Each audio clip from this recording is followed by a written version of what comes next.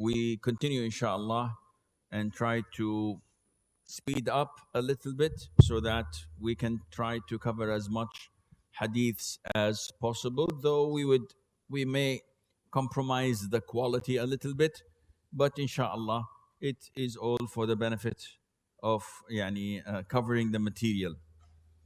The following hadith, Hadith number 475, page 316, chapter of roughness. Aisha said, I was on a camel that was somewhat troublesome and I began to beat it. The Prophet ﷺ said, "You must be gentle. Whenever there is gentleness in some matter, it adorns it, and whenever it is taken away, it disfigures it." this beautiful hadith which the Prophet directed us to, the Arabic word is ar-rifq. It can be translated into being kind, into being soft. It was interpreted by the Prophet ﷺ in another hadith to be the opposite of violence or roughness. So this attribute is one of Allah's beautiful attributes. The Prophet said, alayhi salatu wasalam, "Inna Allah rafiqun yuhibbu al-rifqa fil amri kullih wa yu'ti ala al-rifqi ma la yu'ti ala al-'unf." Allah is kind, rafiq, and He gives on such a character what He doesn't give on any other character. The issue is that kindness is opposite to roughness or violence. And having said that, having this characteristic is a sign that Allah loves you. Imagine, you want to know if Allah loves you or not? Search for this characteristic in your household. Why? The Prophet said, alayhi salatu wasalam, when Allah loves a household, He will introduce to them a rifq. And this is very problematic because I know out of observation that some of our houses lack this beautiful characteristics of rifq, right? We find siblings fighting. We find husband and wife arguing all the time.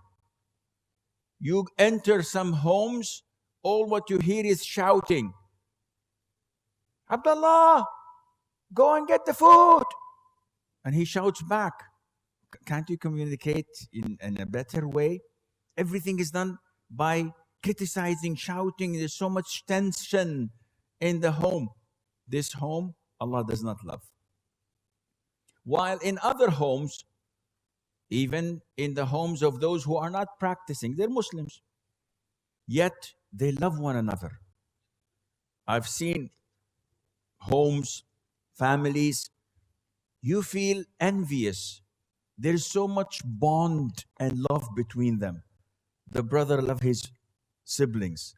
He does all what he can to help them. Okay, I'm going to cancel my match today with my friends just to be with you and teach you how to do your math exams. Okay, I will take you, my sister, to the wedding. Yeah, I love you. I brought you this.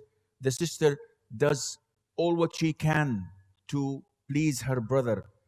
Does his suit, his laundry, she cooks him food. You're hungry, you look hungry, I'll make you a sandwich.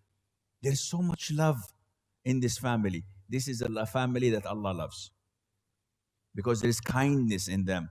But when there is bickering all the time, argument, shouting, loud voices, they have a problem. Being kind is essential in Islam, even with animals.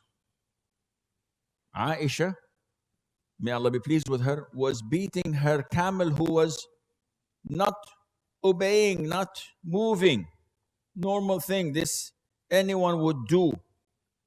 Being kind to animals would also take you to Jannah.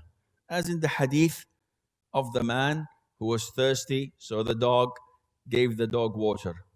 Takes you to Jannah, just to be kind to animals. What would happen if you were kind to mankind? Even when you slaughter, you're killing the animal, Allah tells you to be kind. How? I'm killing the animal. Yes, still be kind. Sharpen your knife. Don't make it dull, taking an hour. No, make it sharp. That's it. When you sharpen it, don't sharpen it in front of the sheep. When you slaughter, don't slaughter a sheep in front of the other one. Make it quick. These are all kinds of or types of kindness. Also, you're instructed to be kind with your own self. How would I be